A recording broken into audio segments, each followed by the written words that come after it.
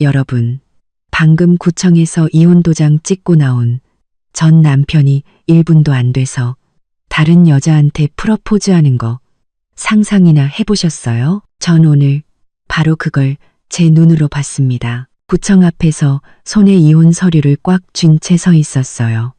햇살이 어찌나 뜨거운지 종이가 금방이라도 타들어갈 것 같았죠. 방금 전까지 제 남편이었던 그 남자.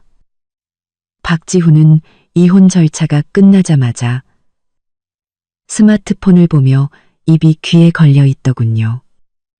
그 웃음 숨길 생각도 안 하더라고요. 전 그저 지긋지긋한 저와 이혼해서 저렇게 기쁜가 보다 생각했어요. 그런데 몇 걸음 떼지도 않았는데 제 스마트폰이 카톡 하고 울리는 겁니다. 같이 아는 친구가 보낸 캡처 사진이었어요. 야, 내 전 남편 이거 무슨 뜻이야? 이혼하자마자 청혼을 해. 사진을 클릭하는 순간 피가 머리 꼭대기까지 솟구치는 기분이었어요. 박지훈의 인스타그램 스토리였습니다. 아주 멋지게 인테리어된 강남의 고급 아파트 사진이었죠. 거실에는 사람 키만한 붉은 장미 다발이 놓여 있었고요. 사진 위에는 이런 문구가 쓰여 있었어요. 유나야, 20억짜리 우리 집 준비됐어. 나랑 결혼해줘. 저 집 제가 알아요. 2주 전 박지훈이 회사에서 중요한 고객을 접대해야 한다며 고급 아파트를 단기 임대해야 한다고 했거든요. 그땐 아무 생각 없이 그러라고 했죠. 이제야 알겠더군요. 고객 접대용이 아니라 그의 내연녀 이뮤나를 위한 신혼집이었던 겁니다. 그 이뮤나라는 인플루언서 저도 본 적 있어요. 지난번 박지훈 회사 연말 파티 때였죠. 등이 훤히 파인 드레스를 입고 나타나 박지훈의 팔짱을 꼭 끼고는 제게 와인잔을 건네며 이렇게 말했었죠. 언니는 정말 복 받으셨어요. 지훈 오빠가 언니한테 정말 잘하잖아요. 지금 생각하니 그 말 속에 숨겨진 가시들이 온몸을 찔러대는 것 같았어요. 저는 스마트폰을 쥔 손에 힘을 줬어요.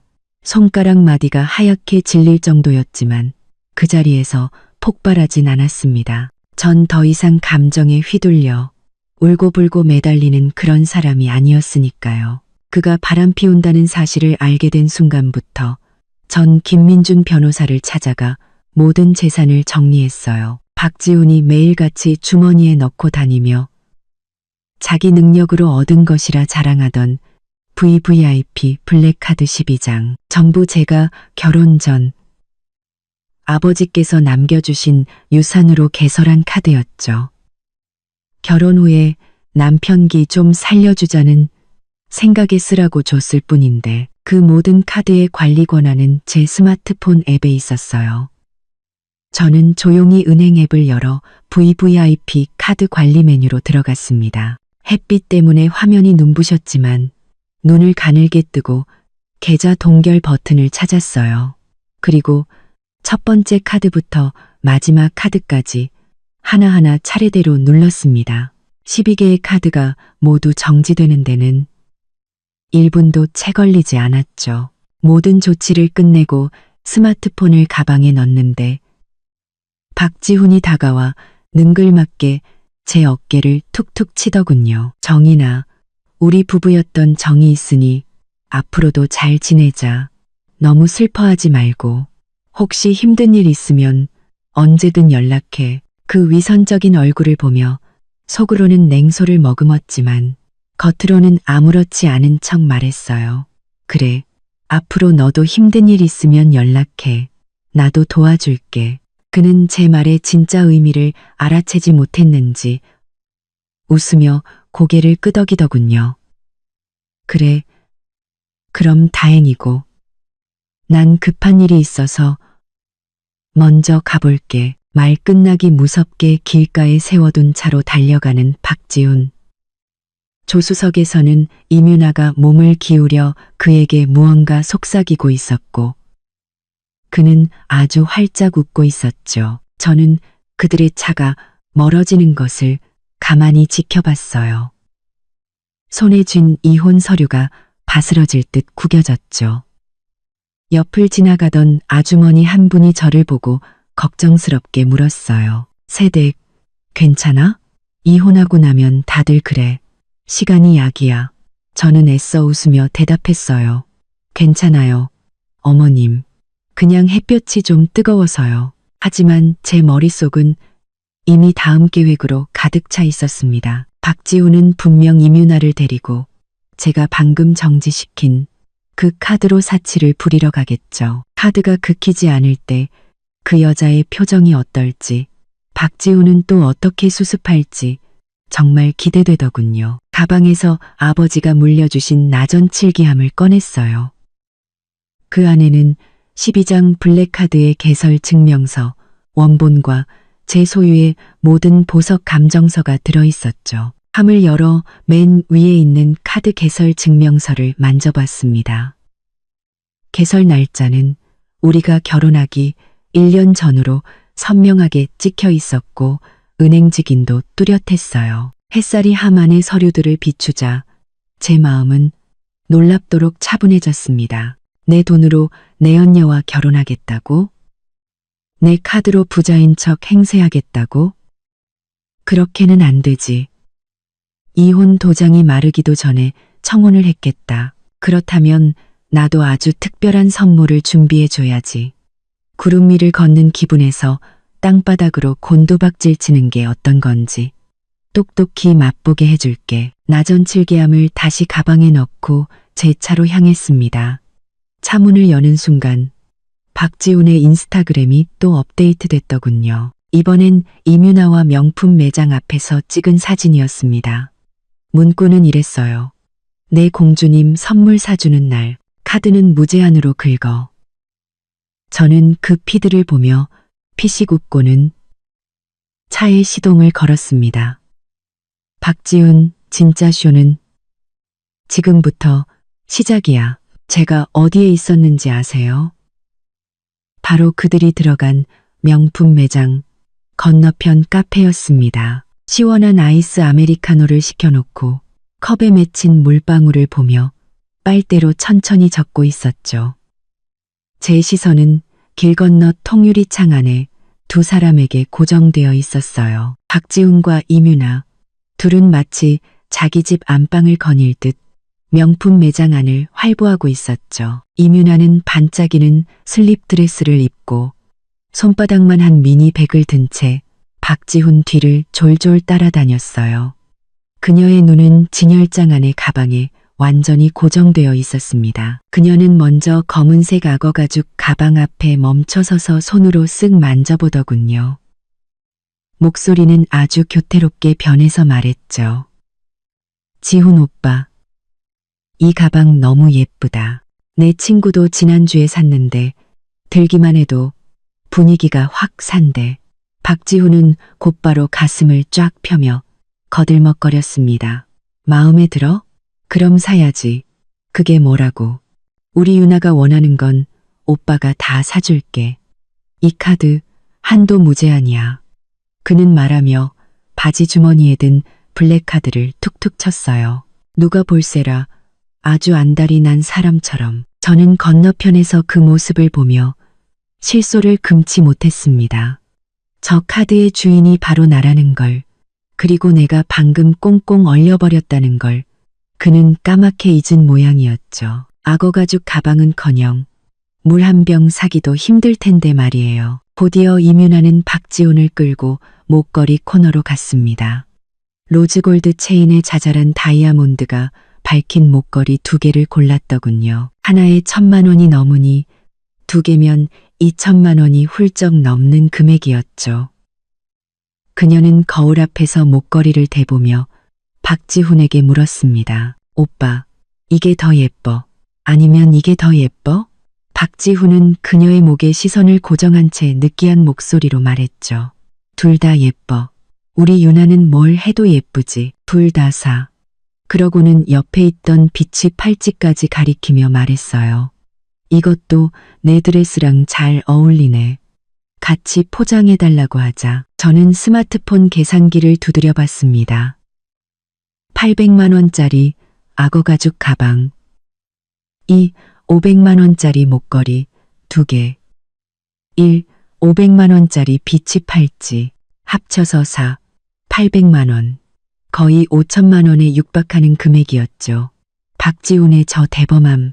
모르는 사람이 보면 정말 수천억대 자산가인 줄 알겠어요. 하지만 저 돈은 전부 내 돈, 그것도 내가 이미 막아버린 한도에서 나오는 돈이라는 걸 그는 꿈에도 모르겠죠. 한 20분쯤 지났을까요? 그들은 드디어 쇼핑을 마치고 의기양양하게 계산대로 향했습니다.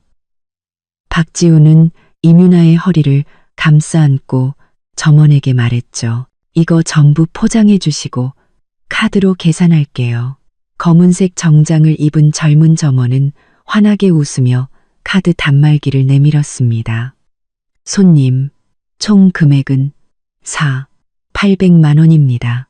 어떤 카드로 결제하시겠어요? 박지훈은 아주 멋지게 바지 주머니에서 블랙카드를 꺼내 탁 하고 계산대 위에 올려놓았습니다. 그 동작이 어찌나 거만하던지 이걸로 해주세요. 좀 서둘러 주시고요. 저희 바빠서. 점원은 카드를 받아 단말기에 꽂고 몇 번 버튼을 눌렀습니다. 그러다 갑자기 얼굴에 미소가 싹 가셨죠. 그녀는 고개를 들어 박지훈을 보며 말했습니다. 손님, 죄송하지만 카드 결제가 거부되었습니다. 혹시 비밀번호를 잘못 누르신 건 아닐까요? 박지훈의 얼굴도 굳어졌습니다. 그럴 리가요. 비밀번호 맞는데. 다시 한번 해보세요. 점원은 다시 시도했지만 단말기는 삑 소리를 내며 거래 실패 메시지를 띄울 뿐이었습니다. 주변에 있던 다른 손님 몇몇이 그들을 쳐다보기 시작했어요. 박지훈의 얼굴이 슬슬 붉어지기 시작했죠. 그는 허둥지둥 주머니에서 다른 블랙카드를 꺼냈습니다. 이걸로 다시 해보세요. 아까 그 카드가 문제가 있었나 보네요. 저는 건너편 카페에서 아이스 아메리카노를 한 모금 마시며 속으로 웃었습니다. 카드는 문제가 없어. 박지훈. 내 인생이 문제지. 그리고 그 문제는 한 장으로 끝나지 않을걸. 12장 전부 다 문제일 테니까. 점원은 두 번째 카드를 받았지만 결과는 마찬가지로 거래 실패였습니다. 박지훈의 이마에서는 식은땀이 흐르기 시작했어요. 그는 세 번째, 네 번째 카드를 연달아 꺼냈습니다. 바지 주머니, 재킷 안주머니를 다 뒤져 12장의 블랙카드를 전부 꺼내 계산대 위에 늘어놓았죠. 하지만 결과는 모두 똑같았습니다. 거래 실패. 주변 손님들은 쇼핑을 멈추고 완전히 그들을 구경하고 있었어요. 심지어 수군거리는 소리까지 들렸죠. 저 사람, 아까 인스타에 20억짜리 집으로 프러포즈 한다고 올린 그 사람 아니야? 어머, 웬일이야. 카드 한 장도 안 긁히네. 혹시 사기꾼 아냐? 어린 여자애 데리고 와서 허세 부리다가 망신당하네. 이뮤나의 얼굴은 새하얗게 질려 있었습니다. 아까의 의기양양한 모습은 온데간데 없었죠. 그녀는 박지훈의 팔을 잡아 끌며 속삭였습니다. 지훈 오빠, 우리 그냥 다음에 사면 안 될까? 나 갑자기 급한 일이 생각나서 먼저 가봐야 할 것 같아. 그녀는 박지훈의 대답도 듣지 않고 방금 손에 들었던 목걸이를 계산대 위에 던지듯 내려놓고는 하이힐 소리를 내며 뛰쳐나갔습니다. 아까는 그렇게 마음에 들어하던 미니백도 챙기지 않은 채로요. 박지훈은 도망치듯 사라지는 이뮤나의 뒷모습과 계산대 위의 블랙카드들, 그리고 주변 사람들의 비웃음 섞인 시선을 번갈아 보더니 얼굴이 돼지간처럼 시뻘개졌습니다. 그는 카드 한 장을 집어들고 점원에게 소리쳤습니다. 당신 일부러 이러는 거지. 이 카드가 결제가 안 될 리가 없잖아. 지난주에도 몇 천만 원 긁었다고. 점원도 기분이 상했는지 카드 단말기를 박지훈 쪽으로 돌려 보여주며 차갑게 말했습니다. 손님, 직접 보세요. 화면에 카드 소유주 요청으로 정지됨이라고 나옵니다. 기계나 비밀번호 문제가 아니에요. 못 믿으시겠으면 이 카드 소유주분께 직접 연락해서 계좌가 정지된 건지 확인해 보시죠. 카드 소유주 요청으로 정지됨. 박지훈은 그 문구를 보고 잠시 멍하니 서 있더니 갑자기 무언가 생각난 듯 눈을 동그랗게 떴습니다. 그는 반사적으로 창밖을 휙 돌아봤고 저는 재빨리 고개를 숙여 커피를 마시는 척했습니다. 분명 제가 카드를 정지시켰다는 걸 눈치챘을 겁니다. 몇 초 후 제가 다시 고개를 들었을 때 박지훈은 계산대 위에 블랙카드들을 허둥지둥 긁어모아 주머니에 쑤셔넣고 있었습니다. 그는 고개를 푹 숙인 채 빠른 걸음으로 매장을 빠져나갔고 입구에서 들어오던 다른 손님과 부딪힐 뻔했지만 사과 한마디 없이 도망치듯 사라졌습니다. 점원들은 그의 뒷모습을 보며 옆 동료와 무언가 속삭이더니 결국 웃음을 터뜨리고 말았죠. 저는 마지막 남은 아이스 아메리카노를 쭉 들이켰습니다. 속이 다 시원해지는 기분이었어요. 박지훈, 허세 부리는 거 좋아했지? 내 카드로 내 연녀 환심 사는 거 즐거웠니? 이제 알겠어? 내 허락 없이는 넌 가방 하나 살 능력도 안 되는 사람이라는 걸.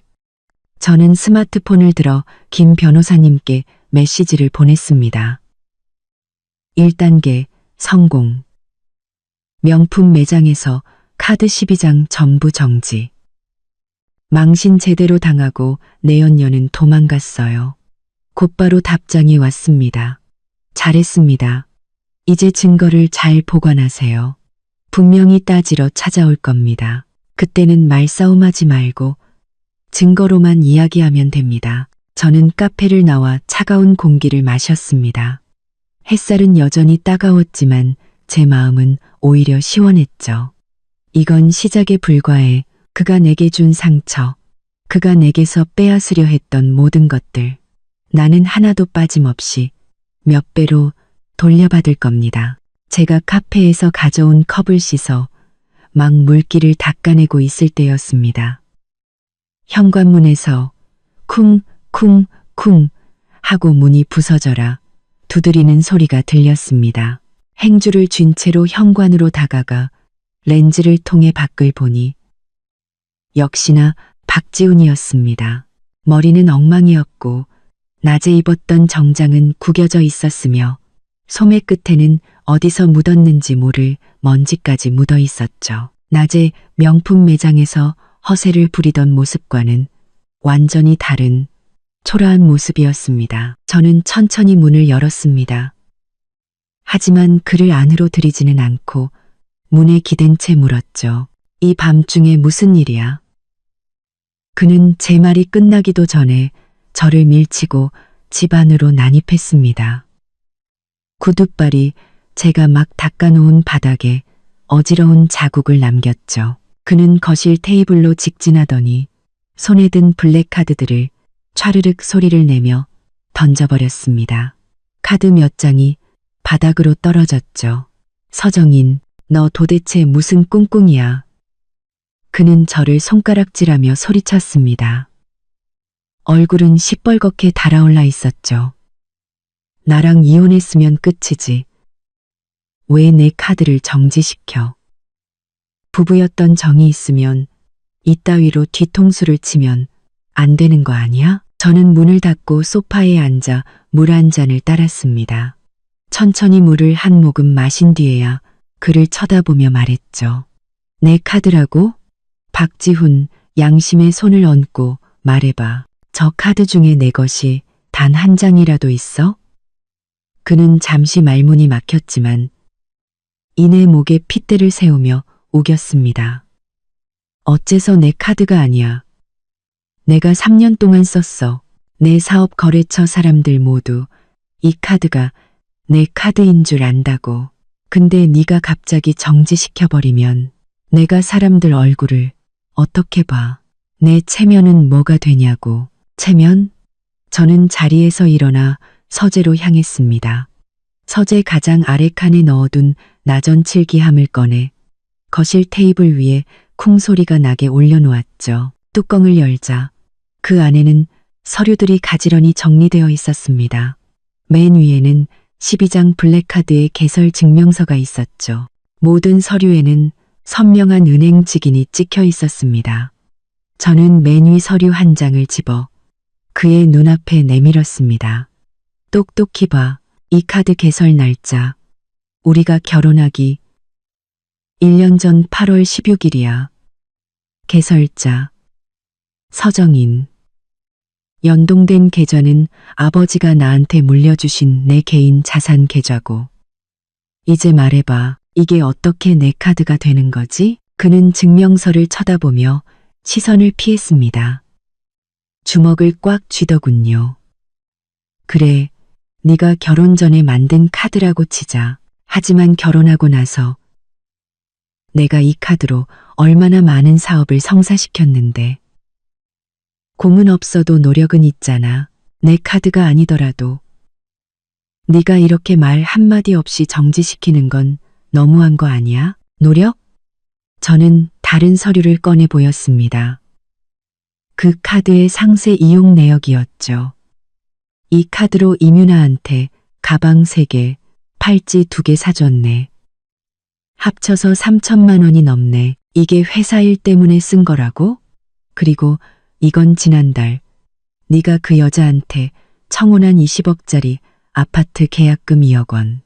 나한테는 고객 접대용으로 빌린다고 했지. 박지훈, 넌 내 돈으로 내 언녀한테 신혼집 사주면서 이제 와서 나한테 노력을 운운하는 거야? 그의 얼굴은 붉어졌다가 하얘졌다가 다시 파랗게 변했습니다. 입을 몇 번 달싹였지만 아무 말도 하지 못했죠. 저는 12장의 개설 증명서를 모두 테이블 위에 펼쳐놓았습니다. 이 카드들 내가 처음 너한테 쓰라고 줬던 건 네가 내 남편이니까 거래처 사람들 앞에서 기죽지 말라고 체면 세워주려고 했던 거야. 저는 증명서들을 손가락으로 가리키며 차갑게 말했습니다. 내 돈으로 내 언녀 먹여 살리고 우리 집도 아닌 곳에 돈 쓰라고 준 게 아니라고. 이제 우린 이혼했고 내 물건은 내가 회수하는 게 당연해. 내 카드를 내가 정지시키는데 무슨 문제라도 있어? 그는 테이블 위에 가득한 증명서들을 보더니 풍선에 바람 빠지듯 소파에 주저앉았습니다. 머리를 쥐어뜯으며 중얼거리더군요. 그럼 난 이제 어떻게? 거래처에 대금도 지불해야 하고 유나한테도. 네가 어떡하든 나랑 상관없는 일이지. 저는 증명서들을 다시 나전 칠기함에 차곡차곡 정리했습니다. 내 연녀한테 돈 쓸 때, 20억짜리 집 계약할 때 이런 날이 올 거라고는 생각 못했어. 내 돈으로 부자인 척 허세 부릴 때 그 돈이 원래 내 것이 아니라는 생각은 안 해봤냐고. 그가 갑자기 고개를 들었습니다. 핏발선 눈으로 제 팔을 붙잡았죠. 정인아, 내가 잘못했어. 제발 카드 한 장만, 딱 한 장만이라도 풀어줘. 거래처 대금만 해결하게 해줘. 안 그러면 나 정말 부도나. 이 위기만 넘기면 네가 썼던 돈 전부 다 갚을게. 응? 제발. 저는 그의 손을 강하게 뿌리쳤습니다. 팔뚝에 붉은 손자국이 남았죠. 박지훈, 꿈깨. 네가 바람 피웠을 때, 이윤아랑 인스타그램에 자랑질할 때 그때 잘못했다고 생각했어야지. 이제 와서 매달려도 소용없어. 그는 제가 마음을 돌리지 않을 거라는 걸 깨달았는지 갑자기 자리에서 일어나 테이블 위에 블랙카드들을 주머니에 쑤셔 넣었습니다. 증오 가득한 눈으로 저를 노려보며 말했죠. 서정인, 너 두고 봐.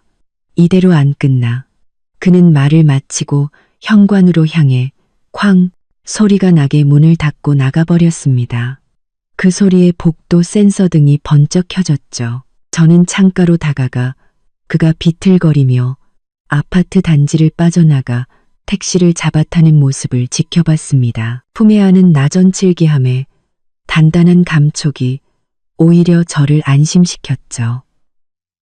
그가 이대로 포기하지 않을 거라는 건 잘 알고 있었습니다. 그리고 다음 차례는 분명 자기 아들이라면 껌뻑 죽는 그의 어머니 최경자 여사일 겁니다. 다음 날 아침 고시, 제가 나전 칠기함에 있던 보석 감정서들을 정리하고 있을 때 현관에서 조심스러운 노크 소리가 들렸습니다. 박지훈처럼 문을 부술 듯 두드리는 소리가 아니라 망설임이 느껴지는 소리였죠. 렌즈로 밖을 보니 역시나 전 시어머니 최경자 여사였습니다. 손에는 빨간 천가방을 들고 있었고 그 안에는 사과 몇 개가 보였습니다. 작년에 제가 사드린 남색 재킷을 입고 계셨는데 너무 많이 빨아서 색이 바래 보였습니다. 머리는 기름을 발라 단정하게 빗어 넘긴 것이 단단히 준비하고 온 모양새였죠. 문을 열자 그녀는 금세 환한 미소를 지으며 손에 든 천 가방을 제게 내밀었습니다. 정인아, 이거 내가 아침 시장에서 막 따온 싱싱한 사과야. 너랑 지훈이 이혼했다는 소리 듣고 마음이 안 좋을까봐 한번 와봤다. 저는 그 가방을 받지 않고 그녀가 들어올 수 있도록 몸을 비켜주었습니다. 괜찮아요, 어머님. 집에 과일 많아요. 들어와서 앉으세요. 그녀는 어색하게 가방을 든 채 거실로 들어와 소파에 앉았습니다. 집안을 훑어보던 그녀의 시선이 테이블 위에 나전 칠기함에 잠시 머물렀다가 이내 다른 곳으로 향했죠. 그녀는 손을 비비며 입을 열었습니다. 정인아, 어제 지훈이한테 들었다. 네가 카드를 전부 정지시켰다며. 무슨 오해가 있는 거 아니니? 우리 지훈이가 가끔 철없이 굴긴 해도 너한테는 잘했잖니. 내 생일 때도 목걸이 사주러 데려가고 그랬잖아. 저는 그녀 앞에 따뜻한 물 한 잔을 놓아주며 맞은편에 앉았습니다. 오해 아니에요. 어머님, 카드 제가 정지시킨 거 맞아요. 하지만 그 카드들은 전부 제 혼전 재산으로 만든 거예요. 제 카드를 제가 정지시키는데 무슨 문제가 있겠어요? 그녀는 물컵을 들었지만 마시지는 않고 손으로 컵을 감싼 채 부드러운 목소리로 말했습니다. 정인아, 네가 현명한 아이라는 거 내가 잘 안다. 우리 지훈이 지금 회사 일이 많이 힘들어. 거래처에 돈도 보내야 하고 네가 카드를 막아버리면 걔가 밖에서 어떻게 일을 하겠니? 남자는 체면이 중요한데 네가 이렇게 해버리면 거래처 사람들 앞에서 얼굴도 못 들고 다니지 않겠어? 저는 테이블 아래에서 미리 준비해둔 카드 이용 내역서를 꺼내 그녀 앞에 놓았습니다. 어머님, 이거 한번 보세요. 박지훈 씨가 제 카드로 쓴 내역이에요. 이뮤나라는 여자한테 가방 사주는데 3천만 원, 신혼집 산다고 2억 원. 이건 거래처 접대비가 아니잖아요. 정말 회사 일 때문에 쓴 거라면 제가 왜 막았겠어요. 하지만 제 돈으로 내연녀를 먹여 살리는 데 쓰는데 제가 왜 계속 카드를 쓰게 둬야 하죠? 최경자 여사는 이용 내역서를 힐끗 보더니 재빨리 시선을 돌렸습니다. 그리고는 목소리가 조금 딱딱해졌죠. 그건 지훈이가 잠시 정신이 나가서 그런 거지. 젊은 애들이 다 그렇지. 뭐 실수할 수도 있는 거 아니냐. 네가 전며느리로서 지훈이 얼굴 봐서가 아니라 내 얼굴을 봐서라도 카드 한 장만이라도 풀어주면 안 되겠니? 회사 일만 해결하고 나면 나중에 꼭 갚을 거야. 걱정 마라. 어머님 얼굴을 봐서요. 저는 나전칠기함에서 보석대여 확인서 3장을 꺼내 그녀 앞에 펼쳐놓았습니다. 그럼 어머님은 제 얼굴을 봐서 제가 빌려드렸던 이 보석들 좀 돌려주시겠어요? 그녀는 그 확인서들을 보고 얼굴색이 확 변했습니다. 보석? 무슨 보석 말이야? 난 내 보석 같은 거 받은 적 없다. 기억 안 나세요? 어머님? 저는 첫 번째 확인서를 가리켰습니다. 작년 3월 친척분 금혼식 가신다고 제 빚이 팔찌 빌려 가셨잖아요. 여기 최경자 여사님께 대여함. 혼인관계 유지 기간 내 반납이라고 쓰여 있고 어머님 서명도 되어 있는데요. 그리고 이건 작년 5월 따님 약혼식 때 빌려가신 다이아몬드 목걸이. 이것도 작년 8월 어머님 생신 때 끼고 싶다고 하셔서 빌려드린 루비 반지. 이 세 개, 비치 팔찌가 2억, 다이아 목걸이가 1억 5천, 루비 반지가 1억, 합쳐서 4억 5천만 원이에요. 전부 제 혼전 재산이고요. 이제 저희 이혼했으니 돌려주셔야죠. 그녀의 얼굴은 하얘졌다가 붉어지기를 반복했습니다.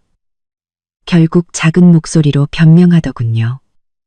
난 그게 네가 나한테 선물로 준 건 줄 알았지. 그리고 내가 몇 번 차고 다녀서 흠집도 좀 났는데 어떻게 돌려줘. 어머님, 제가 빌려드릴 때 분명히 선물이 아니라 대여라고 말씀드렸고 어머님도 확인서에 직접 서명하셨어요. 흠집은 괜찮아요. 제가 수리하면 되니까 일단 물건부터 돌려주세요. 만약 못 돌려주시겠다면 김 변호사님 통해서 법적으로 해결할 수밖에 없어요. 법원까지 가면 서로 얼굴 붉히고 좋을 거 없잖아요. 그녀는 벌떡 일어나며 소리쳤습니다. 날 고소하겠다고? 서정인, 네가 어떻게 이렇게 독할 수가 있어. 내가 너 감기 걸렸을 때 생강차도 끓여주고 그랬는데 어머님께서 저를 챙겨주신 거 감사하게 생각해요. 그래서 저도 어머님께 재킷도 사드리고 순금 팔찌도 해드렸잖아요. 하지만 이건 별개의 문제예요. 빌려가신 건 돌려주셔야죠. 오늘 가져오셨으면 이걸로 끝내고 안 가져오셨으면 집에 가서 가져오세요. 기다릴게요.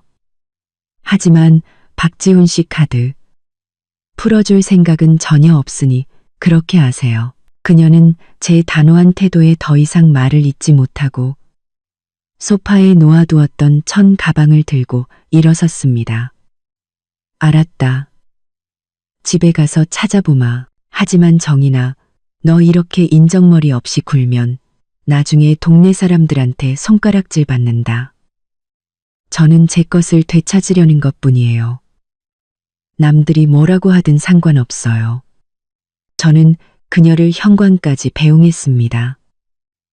그녀는 황급히 걸어갔고 그 뒷모습은 한없이 초라해 보였죠. 문을 닫고 저는 보석 대여 확인서들을 다시 나전 칠기함에 넣었습니다. 최경자 여사가 순순히 보석을 돌려주지 않을 거라는 건 예상하고 있었습니다. 분명 박지훈과 상의해서 또 다른 핑계를 대거나 아예 배째라는 식으로 나올 수도 있겠죠. 하지만 상관없습니다. 제게는 그녀의 서명이 담긴 확인서와 김 변호사님이 있으니까요.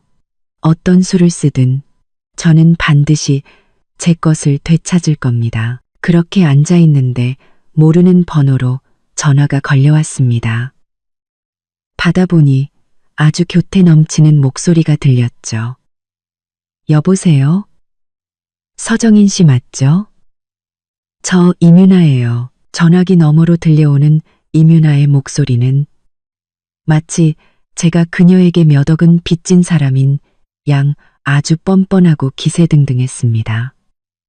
서정인 씨 너무 이기적인 거 아니에요? 지훈 오빠랑 이혼까지 했으면서 왜 그 블랙 카드들을 꽉 쥐고 있어요? 그 카드들 오빠가 3년이나 썼으면 이제 당연히 오빠 거죠. 저는 막 닦아놓은 보석 감정용 루페를 만지작거리고 있었습니다. 아버지의 유품이었죠. 그녀의 말에 어이가 없어 웃음이 터져 나올 뻔했습니다. 임윤아 씨, 상황 파악이 잘 안 되나 본데 그 카드들은 전부 제가 결혼 전에 제 돈으로 만든 거예요. 박지훈 씨와는 아무 상관없다고요. 내 카드를 내가 정지시키든 누구한테 주든 그쪽이 상관할 바는 아닌 것 같은데요. 그녀는 제 말에 발끈하며 목소리를 높였습니다. 그런 건 모르겠고 이제 지훈 오빠가 사랑하는 사람은 나고 앞으로 평생 함께할 사람도 나예요. 그럼 그 카드들도 당연히 내가 써야 하는 거 아니에요? 어차피 그쪽은 이제 쓸모도 없는데 그냥 곱게 넘겨주면 어디 덧나나? 괜히 쪼잔하게 굴지 말고 대인배인 척이라도 좀 해요. 더 이상 말 섞을 가치도 없다고 판단했습니다. 내가 쓸모가 있든 없든 그쪽이 신경 쓸 일 아니고요. 돈 쓰고 싶으면 박지훈 씨한테 벌어오라고 하세요. 나 귀찮게 하지 말고. 저는 그대로 전화를 끊어버렸습니다. 루페를 함에 넣기도 전에 스마트폰이 다시 울렸습니다. 이뮤나에게서 카톡 메시지가 와 있었죠. 연달아 3개나. 첫 번째. 서정인. 사람 좋은 말로 할 때 알아들어. 지훈 오빠가 그랬어. 지금 이 위기만 넘기면 그 카드들 다 되찾아올 거라고. 그때 가서 울고불고 매달리지나 마. 두 번째. 나 지훈 오빠랑 곧 결혼할 거야. 오빠가 사준 20억짜리 아파트가 우리 신혼집이라고. 당신은 이제 지훈 오빠 인생에서 아웃이야. 다시는 엮일 생각 마. 세 번째는 더 가관이었습니다. 박지훈이 사준 목걸이를 하고 찍은 셀카 사진과 함께 이런 글을 보냈더군요. 이거 지훈 오빠가 사준 거야. 앞으로 오빠 돈은 다 내 돈이야. 부러워해도 소용없어. 아줌마. 저는 그녀가 보낸 메시지들을 보고 실소를 터뜨렸습니다. 그녀의 인스타그램에 들어가 보니 아까 삭제했던 청혼 스토리도 다시 올라와 있었고 새로운 영상까지 추가되어 있었습니다. 바로 그 20억짜리 아파트에서 찍은 영상이었죠.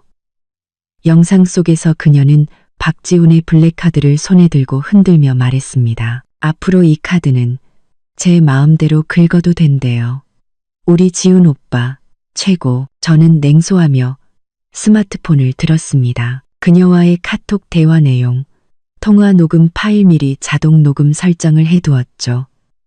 그리고 그녀의 인스타그램 게시물들을 모두 캡처했습니다. 그리고 제 인스타그램에 글을 올렸죠. 카드가 누구 건지, 아파트 계약금은 누가 냈는지도 모르면서 남의 물건을 자기 것인 양 자랑하는 사람이 있네요. 마음대로 긁기 전에 민법 공부부터 하고 오시길. 특히 혼전 재산 귀속 부분이요. 더는 웃음거리 되지 마시고요. 저는 그녀의 계정을 태그하고 캡처한 사진들을 모자이크 없이 그대로 올렸습니다. 제 인스타그램에는 보석업계 지인들과 박지훈의 사업 파트너들도 꽤 있었죠. 그들은 모두 저 카드들이 원래 제 것이라는 사실을 알고 있었습니다. 게시물을 올리자마자 댓글이 폭주하기 시작했습니다. 보석 디자이너인 친구가 댓글을 달았죠. 저 인플루언서 뇌가 없나? 정인이 카드가 언제부터 박지훈 카드가 됐지? 작년에도 박지훈이 정인이 카드로 나한테 목걸이 사가면서 중요한 사람한테 선물할 거라고 했는데 그게 저 여자였구나. 박지훈과 거래했던 한 사업가도 댓글을 남겼습니다. 어쩐지 박 대표가 갑자기 씀씀이가 커졌다 했더니 전부 사모님 돈이었군요. 저랑 계약할 때도 카드 마음대로 긁으라며 허세를 부렸는데 지금 생각하니 정말 우습네요. 더 재미있는 건 이뮤나의 팔로워 몇몇도 제 게시물을 봤다는 겁니다. 언니, 이거 진짜예요? 유나님 남자친구가 재벌이라고 하더니 전부 전 부인 돈이었어요? 헐, 유나님 보고 진짜 신데렐라인 줄 알고 부러워했는데 다 거짓말이었네. 대박. 이뮤나는 댓글들을 봤는지 몇 분 만에 인스타그램 게시물을 모두 삭제했습니다. 그리고 제게 개인적으로 메시지를 보냈죠. 서정인, 너 미쳤어. 일부러 나 망신 주려고 이러는 거지? 내가 지훈 오빠랑 잘 되는 게 그렇게 배 아파? 저는 그녀와 말싸움하는 대신 그 메시지까지 캡처해서 새로운 게시물을 올렸습니다. 거짓말이 들통나니 반성은커녕 적반하장이네요. 제 상식을 파괴하는 분이시네. 앞으로 연락하면 바로 차단합니다. 그리고는 곧바로 그녀를 차단해버렸죠. 모든 일을 끝내고 저는 다시 보석 감정 도구들을 정리하기 시작했습니다. 창문으로 들어온 햇살이 루페에 반사되어 반짝였습니다. 제 마음은 아주 평온했죠. 이민아는 박지훈만 믿으면 평생 호의호식할 줄 알았겠지만 그녀가 자랑하던 모든 것은 사실 제가 잠시 빌려준 것에 불과했습니다. 이제 제가 그것들을 되찾아왔을 뿐이죠. 그때 김 변호사님에게서 메시지가 왔습니다. 인스타그램 봤습니다. 아주 잘 대처하셨어요. 하지만 박지훈이 이 일로 이성을 잃고 다른 재산을 빼돌리려 할 수도 있습니다. 특히 전에 말씀하셨던 고서와 2점 잘 지켜보셔야 합니다. 메시지를 보는 순간 정신이 번쩍 들었습니다. 맞다.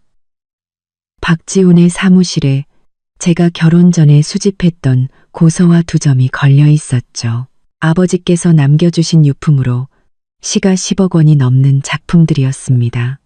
아직 회수하지 못했는데 저는 김 변호사님께 바로 답장을 보냈습니다. 알겠습니다. 변호사님, 지금 바로 회사 쪽에 연락해서 그림이 제자리에 있는지 확인해 보겠습니다. 저는 곧바로 박지훈 회사 직원 중 저와 안면이 있던 사람에게 메시지를 보냈습니다. 안녕하세요. 혹시 박 대표님, 사무실에 걸려있던 그림 2점 아직 그대로 있나요? 얼마 지나지 않아 답장이 왔습니다. 사모님, 아직 모르셨어요? 대표님이 어제 그 그림들 떼서 어디론가 보냈어요. 경매장에 내놓는다고 하시던데요. 급하게 돈이 필요하다고 하시면서 심장이 쿵 내려앉았습니다. 역시 김 변호사님 말이 맞았어요. 박지훈이 제 그림을 팔아 돈을 챙기려 하고 있었습니다. 저는 그 직원에게 감사를 표하고 곧바로 김 변호사님께 전화를 걸어 이 사실을 알렸습니다. 진정하세요. 서정인 씨, 제가 지금 바로 경매장 측에 연락하겠습니다. 그림 소유 증명서 가지고 30분 뒤에 경매장 앞에서 만나죠. 저는 나전 칠기하면서 고서와 소유 증명서를 꺼내 가방에 챙겼습니다. 아버지께서 생전에 공인된 기관에서 받아두신 것으로 서정인 혼전 개인 소장품이라는 문구와 아버지의 서명, 기관의 직인이 선명하게 찍혀 있었습니다. 차키를 들고 경매장으로 향하는 길에 아까 그 직원에게 박지훈이 어느 경매장과 접촉했는지 물었고 다행히 금방 답을 얻을 수 있었습니다. 대표님이 오늘 오전 10시에 가서 위탁 계약을 맺기로 했다고 들었어요. 시계를 보니 9시 30분. 아직 늦지 않았습니다. 경매장 앞에 도착하니 김 변호사님이 이미 저를 기다리고 있었습니다. 증명서는 가져오셨죠? 제가 담당자와 통화했습니다. 아직 박지훈 씨는 도착하지 않았다고 하니 먼저 들어가서 이야기하죠. 안경을 쓴 중년의 경매 담당자는 저희를 보자마자 자리에서 일어났습니다. 김 변호사님, 서 여사님, 어서 오십시오. 방금 변호사님께 들었습니다만 그 고서와 2점이 정말 서 여사님의 혼전 재산이 맞습니까? 저는 가방에서 소유 증명서를 꺼내 그에게 건넸습니다. 보시다시피 제 결혼 2년 전에 취득한 것으로 되어 있습니다. 박지훈 씨는 제게 보관만 부탁받았을 뿐 제 동의 없이 판매하려는 것은 명백한 횡령입니다. 담당자는 증명서를 꼼꼼히 살피고는 고개를 끄덕였습니다. 확실히 서 여사님의 개인 재산이 맞군요. 박지훈 씨가 제출한 서류에는 그냥 개인 소장이라고만 되어 있었습니다. 걱정 마십시오. 저희는 절대 그와의 위탁 계약을 진행하지 않을 것이며 그의 신청 자체를 동결 처리하겠습니다. 김 변호사님은 서류 가방에서 미리 준비해온 내용 증명을 꺼내 담당자에게 건넸습니다. 만약 박지훈 씨가 계속해서 문제를 일으킨다면 이 내용 증명을 근거로 법적 대응을 하시면 됩니다. 저희 쪽에서도 모든 법적 조치를 취할 것입니다. 이야기를 막 마쳤을 때 경매장 입구에서 박지훈의 목소리가 들려왔습니다. 제가 말씀드렸죠? 이 그림들 아주 귀한 작품이라니까요. 분명 좋은 가격을 받을 수 있을 겁니다. 그는 저희를 발견하고는 얼굴이 굳어져 그 자리에 멈춰 섰습니다. 당신들이 왜 여기에 있어? 김 변호사님이 앞으로 나서며 단호하게 말했습니다. 박지훈 씨, 이 그림들의 합법적인 소유주는 서정인 씨입니다. 당신의 불법적인 재산 처분 시도는 이미 경매장 측에 통보되었고 당신의 위탁 신청은 거부되었습니다. 만약 한 번이라도 더 이 그림들의 손을 대려 한다면 즉시 당신을 고소할 겁니다. 박지훈은 얼굴이 시뻘개져서 저를 향해 소리쳤습니다. 서정인, 너 정말 너무하는 거 아니야? 지금 내가 얼마나 힘든 상황인지 뻔히 알면서 텅도로 관구리 청도르 탕도로 강구로 그리 지금 내가 얼마나 힘든 상황인지 그냥 좀 빌려주는 셈 치면 어디 덧나냐고. 나중에 돈 벌어서 몇 배로 갚아주면 되잖아. 안 돼. 저는 그를 똑바로 쳐다보며 말했습니다. 이 그림들은 아버지가 남겨주신 내 추억이야. 네가 돈놀이 하는데 쓸 물건이 아니라고. 그리고 그 돈 받아서 이뮤나한테 가방 사주고 아파트 대출금 갚으려는 거 아냐? 네가 싼 똥은 네가 치워. 나한테 손 벌릴 생각하지 마. 그가 무언가 더 말하려 할 때 경매 담당자가 그에게 다가가 소유 증명서를 보여주며 말했습니다. 박지훈 씨, 이 그림들은 명백히서 여사님의 혼전 재산입니다. 저희는 위탁 계약을 해드릴 수 없으니 이만 돌아가 주십시오. 박지훈은 증명서의 글자들을 보고는 주먹을 꽉 쥔 채 저를 한번 쏘아보고는 돌아서 나가버렸습니다. 그 뒷모습은 그 어느 때보다도 초라해 보였죠. 경매장을 나오자 김 변호사님이 제게 말했습니다. 그림 문제는 해결됐지만 더 중요한 문제가 남았습니다. 전에 말씀하셨던 60억 원 상당의 보석들. 이것도 빨리 회수해야 합니다. 제가 정인 씨의 혼전 소장품 58억 원어치와 결혼 후 박지훈 씨와 그 가족에게 증여했던 2억 원어치의 목록을 모두 정리했습니다. 이제 이혼했으니 전부 돌려받을 권리가 있습니다. 60억. 저는 생각보다 큰 액수에 잠시 놀랐습니다. 김 변호사님은 서류 가방에서 정리된 목록을 꺼내 제게 보여주었습니다. 이 목록에 있는 보석들은 모두 정인 씨의 혼전 재산이거나 혼인 관계 유지를 조건으로 한 증여품입니다. 이제 이혼했으니 법적으로 모두 돌려받을 수 있습니다. 저는 목록을 보며 아버지께서 남겨주신 이 보석들이 단순한 재산을 넘어 제 인생의 가장 큰 버팀목이 되어주고 있다는 사실을 다시금 깨달았습니다. 김 변호사님은 곧바로 박지훈에게 전화를 걸어 스피커폰으로 전환했습니다. 박지훈 씨, 서정인 씨의 법률 대리인 김민준 변호사입니다. 서정인 씨 소유의 60억 원 상당 보석 혼전 소장품 및 증여품 포함을 이혼에 따라 7일 이내에 반환할 것을 정식으로 통보합니다. 기한 내에 반환하지 않을 시 법원에 소송을 제기하여 모든 법적 책임을 묻겠습니다. 전화기 너머에서 박지훈이 황당하다는 듯 소리쳤습니다. 60억? 김 변호사님, 장난합니까? 그거 다 서정인이 좋아서 나랑 우리 엄마한테 선물한 거라고요. 줬다 뺏는 게 어디 있습니까? 말도 안 되는 소리 하지 마세요. 김 변호사님은 차갑게 웃으며 말했습니다. 박지훈 씨, 잊으셨나 본데 서정인 씨가 당신과 당신 어머니께 보석을 증여할 때 증여계약서를 작성했습니다. 계약서에는 혼인관계 유지 기간 동안 사용하며 이혼 시 반환한다는 조항이 명시되어 있고 당신과 당신 어머니의 서명과 지장까지 찍혀 있습니다. 당신과 당신 어머니의 서명과 지장까지 찍혀 있습니다. 못 믿으시겠으면 지금 바로 사본을 보내드리거나 제 사무실로 와서 원본을 확인하셔도 좋습니다. 전화기 너머로 잠시 침묵이 흘렀습니다. 이내 당황한 박지훈의 목소리가 들려왔죠. 무슨 계약서? 난 기억 안 나. 우리 엄마도 그런 말 한 적 없어.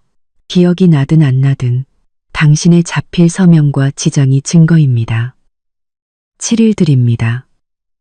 보석을 반환하든지 법원에서 소환장을 받든지 직접 선택하십시오. 김 변호사님은 말을 마치고 전화를 끊었습니다. 저는 손에 든 보석 목록과 나전 칠기함을 번갈아 보았습니다. 마음이 든든했죠. 김 변호사님과 이 확실한 증거들이 있는 한 박지훈이 어떤 발버둥을 쳐도 제 것을 빼앗아갈 수는 없을 겁니다. 김 변호사님과의 통화가 끝나고 2시간도 채 되지 않아 저희 집 초인종이 요란하게 울렸습니다. 굳이 확인하지 않아도 박지훈이라는 걸 알 수 있었죠. 문을 열자 그는 어제보다 더 헝클어진 모습으로 서 있었습니다. 손에는 무언가 담긴 비닐봉지를 들고 있었죠. 서정인, 그 계약서 당장 내놔봐. 그는 집 안으로 들어오며 소리쳤습니다. 김 변호사가 말한 그 증여, 계약서 말이야. 난 그런 거에 사인한 기억이 없어. 분명 네가 나중에 위조한 걸 거야. 저는 그를 거실 소파에 앉히고 서재로 들어가 나전 칠기함을 가져왔습니다. 함을 열어 맨 아래에 있던 서류 뭉치를 꺼냈죠. 바로 보석 증여 계약서였습니다. 저는 그 계약서를 그의 앞에 던지듯 놓았습니다. 내 눈으로 직접 봐. 이게 내 서명이 아니라고? 내 지장이 아니라고? 그는 계약서를 집어들고 서명 부분을 손으로 문질러 보더니 얼굴이 하얗게 질렸습니다. 이건 네가 나한테 그냥 형식적인 거라고 해서 제대로 읽지도 않고 사인한 거잖아. 이건 무효야. 무효라고? 저는 함에서 녹음기 하나를 더 꺼내 재생 버튼을 눌렀습니다. 계약서를 작성하던 당시의 대화가 흘러나왔죠. 제 차분한 목소리, 이 계약서에는 이 보석들이 혼인 기간 동안만 당신에게 사용권이 있으며 이혼 시에는 반드시 나에게 반환해야 한다고 명시되어 있어. 똑똑히 읽어보고 서명해. 그리고 이어서 들려오는 박지훈의 귀찮다는 목소리. 알았어, 알았다고 그냥 형식적인 거라며 빨리 사인하면 될 거 아냐. 녹음기에서는 만년필이 종이에 서명하는 소리까지 선명하게 들렸습니다. 박지훈의 얼굴은 잿빛이 되었습니다. 그는 녹음기를 끄고 계약서를 테이블에 던지며 말했습니다. 그래, 내가 사인했다고 치자. 하지만 내가 그 보석들을 몇 년이나 썼는데 흠집도 나고 달았을 거 아냐. 어떻게 그 가치를 그대로 물어내라는 거야. 흠집? 저는 함에서 또 다른 서류, 바로 지난주에 발급받은 보석 감정평가서를 꺼내 보였습니다. 여기 공인된 감정평가서야. 내 어머니가 빌려갔던 루비 반지에 약간의 생활 흠집이 있는 것다. 외에는 모든 보석의 상태가 최상급이라고 나와 있어. 그 흠집은 수리하면 그만이고 가치에는 전혀 영향이 없다고. 그리고 계약서에는 이혼 후 반환이라고만 되어 있지. 쓰다가 다르면 안 갚아도 된다는 조항은 없어. 네가 몇 년 썼다고 남의 물건이 내 것이 되는 건 아니지. 그는 감정평가서를 뒤적이며 한참 동안 말이 없었습니다. 이내 다른 핑계를 대기 시작했죠. 그럼 우리 엄마가 빌려간 보석 3개는 네가 우리 엄마한테 직접 준 거잖아. 나랑은 상관없으니 엄마한테 가서 직접 받아내. 이미 내 어머니는 만나고 왔어. 처음엔 받은 적 없다고 오리발 내밀더니 나중엔 선물인 줄 알았다고 말을 바꾸더군. 내 어머니한테도 똑같이 7일의 시간을 줬어. 안 돌려주면 똑같이 고소할 거야. 박지훈은 소파에 완전히 무너져 내렸습니다. 머리를 쥐어뜯으며 중얼거렸죠. 60억.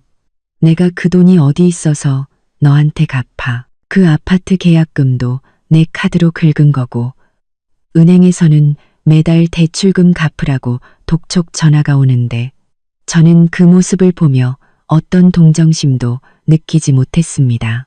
그가 제 보석을 마치 자기 것인 양거래처에 자랑할 때 아버지가 남겨주신 비치 팔찌를 이민아에게 생일 선물로 건넸을 때 이런 날이 올 거라고는 상상도 못했겠죠. 내게 돈이 있든 없든 내 알바 아니야. 저는 모든 서류를 다시 나전 칠기함에 넣었습니다. 7일 안에 모든 보석을 반환해. 단 하나라도 부족하면 안 돼. 만약 약속을 지키지 않으면 네 명의로 된 모든 재산에 대해 가압류 신청을 할 거야. 그 20억짜리 아파트 포함해서 경매로 넘겨서 보석값을 받아낼 테니 뭐가 더 나은 선택일지 잘 생각해봐. 그는 고개를 번쩍 들었습니다. 너 정말 이렇게까지 해야겠어? 우리 그래도 부부였잖아. 마지막 정이라도 좀 베풀어주면 안 돼? 정? 저는 차갑게 그를 쳐다봤습니다. 네가 이민아랑 인스타그램에 자랑질할 때 내게 정을 베풀었니? 내 카드로 그 여자 신혼집 계약할 때 내게 정을 베풀었냐고? 아버지가 남기신 그림 팔아치우려 할 때 나한테 정을 베풀었어? 박지훈, 내가 너한테 여지를 안 주는 게 아니야. 네가 네 스스로 모든 길을 막아버린 거지. 그는 더 이상 아무 말도 하지 않았습니다. 소파에 앉아 얼굴색만 바꾸고 있었죠. 한 10분쯤 지났을까. 그는 자리에서 일어나 재킷을 챙겨 입고 현관으로 향했습니다. 문 앞에서 잠시 멈춰 서더니 아주 작은 목소리로 말했죠. 7일 노력해 볼게. 그리고는 조용히 문을 열고 나갔습니다. 예전처럼 문을 쾅 닫는 소리는 들리지 않았죠. 아마 정말로 기가 죽은 모양입니다. 저는 바닥에 남은 그의 구두 자국을 걸레로 닦아냈습니다. 박지훈이 순순히 보석을 돌려주지 않을 거라는 건 잘 알고 있었습니다. 그는 분명 최경자 여사와 머리를 맞대고 어떻게든 보석을 빼돌려 현금화하려 할 겁니다. 저는 김 변호사님께 메시지를 보냈습니다. 박지훈이 다녀갔습니다. 증거를 보고는 아무 말 못했지만 순순히 보석을 내놓을 것 같지는 않아요. 보석을 빼돌리지 못하게 감시해야 할 것 같습니다. 김 변호사님은 곧바로 답장했습니다. 이미 사람을 붙여두었습니다. 만약 그가 보석을 팔려고 시도하면 거래처에서 즉시 우리에게 연락이 올 겁니다. 그리고 은행에도 연락해 두었으니 그 아파트 대출금을 갚지 못할 경우 다른 사람에게 명의를 넘기기 전에 우리에게 먼저 통보가 올 겁니다. 저는 서재로 돌아가 나전 칠기함을 다시 제자리에 넣고 잠갔습니다. 창문으로 들어오는 햇살을 보며 마음을 다잡았죠. 박지훈이 어떤 수를 쓰든 저에게는 증거와 김 변호사님이 있습니다. 제 보석은 단 하나도 그에게 빼앗기지 않을 겁니다. 박지훈이 경매장에서 망신을 당한 후 며칠은 조용히 지낼 줄 알았습니다. 하지만 그는 제 생각보다 훨씬 더 빨리 자멸의 길을 택하더군요. 오후 3시쯤 제가 작업실에서 보석 감정 도구들을 정리하고 있을 때였습니다. 박지훈 회사에 다니던 그 직원에게서 다급한 메시지가 왔습니다. 짧은 영상과 함께였죠. 사모님, 대표님이 이상한 사람들을 불러서 그림을 옮기고 있어요. 친구한테 잠시 맡기는 거라고 하는데 아무래도 수상해요. 영상 속에는 검은 점퍼를 입은 남자 3명이 제 고서와 2점을 흰색 봉고차에 싣고 있었습니다. 박지훈은 옆에서 안절부절 못하며 그들을 지휘하고 있었죠. 심장이 쿵 내려앉았습니다. 저는 즉시 김 변호사님께 전화를 걸었습니다. 10분이면 도착합니다. 절대 먼저 행동하지 마시고 저를 기다리세요. 저는 가방에 소유 증명서 원본과 사본을 챙겨 넣고 박지훈의 회사로 달려갔습니다. 아버지께서 가장 아끼셨던 그 그림들, 절대 불법적인 경로로 사라지게 둘 수는 없었습니다. 회사 건물 앞에 도착하니 김 변호사님이 이미 저를 기다리고 있었습니다. 제가 관리사무소에 연락해서 저 봉고차를 막아달라고 했습니다. 우리는 함께 건물 안으로 들어갔습니다.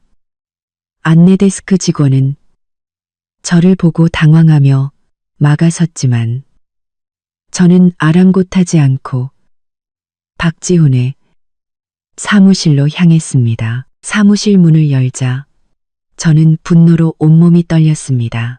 아버지께서 가장 사랑하셨던 추산도가 낡은 종이통에 아무렇게나 말려 들어가 있었고 다른 남자는 벽에 걸린 송악도를 떼어내고 있었습니다. 박지훈은 옆에서 돈이 든 것으로 보이는 두툼한 봉투를 쥐고 있었죠. 멈춰. 제 외침에 모두의 동작이 멈췄습니다. 박지훈은 저를 보고 사색이 되었습니다. 서정인, 네가 왜 여기 있어? 여긴 내 회사고. 이건 내 물건이야. 네가 상관할 바 아니라고. 내 물건? 저는 가방에서 소유 증명서를 꺼내 그 남자들에게 보여주었습니다. 똑똑히 보세요. 이 그림들의 합법적인 소유주는 저 서정인입니다. 이 증명서가 그 증거고요. 이 사람은 지금 여러분을 속이고 제 재산을 훔치려 하고 있는 겁니다. 험상궂게 생긴 남자가 증명서를 받아 들고는 박지훈을 쳐다봤습니다. 박 사장님, 이거 얘기가 다르지 않습니까? 남의 물건인 줄 알았으면 저희는 손도 안 댔습니다. 박지훈은 그에게 매달리며 속삭였습니다. 저거 다 가짜예요. 제가 돈 2배, 아니 3배로 드릴 테니 제발 그림만 옮겨주세요. 그때 사무실 문을 열고 김 변호사님이 들어왔습니다. 그는 손에 든 내용 증명을 그 남자에게 건넸습니다. 이 그림들을 불법적으로 처분하는 데 가담할 경우 여러분도 공범으로 고소될 것이며 최소 5억 원의 손해배상 책임을 져야 할 겁니다. 그 돈을 감당할 수 있을지 잘 생각해 보시죠. 남자는 내용 증명을 훑어보더니 얼굴이 하얗게 질렸습니다. 그는 증명서를 제게 돌려주고는 박지훈에게 말했습니다. 박 사장님, 이 일은 저희가 못하겠습니다. 다른 사람 알아보시죠. 그는 동료들에게 손짓했고 그들은 계약금도 받지 않은 채 사무실을 빠져나갔습니다. 혼자 남은 박지훈은 이성을 잃고 제게 달려들었습니다. 서정인, 이 그림들 내가 3년이나 내 사무실에 걸어뒀어. 이제 내 거라고. 네가 뭔데 팔지 못하게 막는 거야. 김 변호사님이 그의 앞을 막아서며 단호하게 말했습니다. 박지훈 씨, 폭력까지 행사할 생각입니까? 지금 당신은 이미 횡령죄를 저질렀습니다. 여기서 폭행죄까지 추가하고 싶지 않다면 얌전히 있는 게 좋을 겁니다. 박지훈은 그 자리에 주저앉아 절망적으로 소리쳤습니다. 내 회사는 망해가고 은행에서는 대출금 갚으라고 매일같이 전화가 온다고. 이 그림이라도 팔지 않으면 난 끝이야. 제발 나 좀 살려주면 안 돼? 살려달라고? 저는 그림 액자를 어루만지며 말했습니다. 네가 아버지 그림을 네 회사 장식품으로 쓰면서 거래처 사람들한테 네 집안 가보라고 거짓말할 때 내 생각은 해봤어? 네가 지금 이 지경이 된 건 전부 네가 자초한 일이야. 저는 김 변호사님께 그림을 제 차로 옮겨달라고 부탁했습니다. 박지훈은 바닥에 주저앉아 다 끝났어. 덜하며 중얼거릴 뿐이었습니다. 차에 그림을 싣고 저는 박지훈의 회사를 돌아봤습니다. 유리문에는 실내 경영, 동반 성장이라는 문구가 붙어 있었죠. 정말이지 역겨운 위선이었습니다. 차에 오르자 김 변호사님이 말했습니다. 박지훈. 이제 정말 막다른 길에 몰렸군요. 아마 곧 있을 약혼식을 이용해서 투자자를 끌어모으려 할 겁니다. 그날을 잘 준비해야 합니다. 저는 고개를 끄덕였습니다. 네, 변호사님.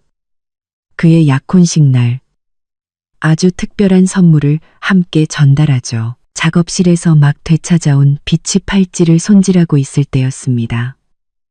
현관에서 다급한 노크 소리가 들렸고 문을 열자 전 시어머니가 엉망인 행색으로 서 있었습니다. 그녀는 저를 보자마자 부통 소리를 내며 무릎을 꿇었습니다. 정인아, 제발 카드 한 장만 풀어다오. 우리 지훈이 회사 직원들은 월급 달라고 아우성이고 은행에서는 아파트 대출금만 갚으면 집을 경매에 넘기겠다고 한단다. 우리 길바닥에 나앉게 생겼어. 저는 그녀를 일으켜 세워 작업실 안으로 들였습니다. 그리고 그녀 앞에 박지훈이 SNS에 올렸던 자랑글들, 이뮤나에게 명품을 사주던 영수증, 그리고 그녀 자신이 제 다이아몬드 목걸이를 하고 친척들 앞에서 뽐내던 사진들을 보여주었습니다. 어머님, 저를 동정하기 전에 이걸 먼저 보세요. 제 돈으로 이렇게 사치를 부릴 때는 이런 날이 올 거라고는 생각 못 하셨어요? 그녀는 사진들을 보며 아무 말도 하지 못했습니다. 이내 울음을 터뜨리며 말했죠. 그 보석들, 지훈이가 이미 다 팔아치웠다. 다이아 목걸이는 전당포에 맡기고 비치 팔찌는 그 못된 년한테 줘버렸다고. 저는 이미 예상했던 일이라 놀라지도 않았습니다. 그건 어머님과 박지훈 씨가 해결할 문제예요. 제게는 보석을 돌려주시거나 법의 심판을 받거나 둘 중 하나뿐입니다. 카드 절대 풀어주지 않을 거예요. 그녀는 결국 아무 소득 없이 눈물을 훔치며 돌아갔습니다. 그 뒷모습에서 저는 어떤 연민도 느끼지 못했습니다. 그들이 제게 저질렀던 일을 생각하면 이건 그들이 마땅히 받아야 할 벌이었습니다. 그리고 며칠 뒤 김 변호사님에게서 연락이 왔습니다. 박지훈이 다음 주 토요일 5성급 호텔에서 약혼식을 연다고 합니다.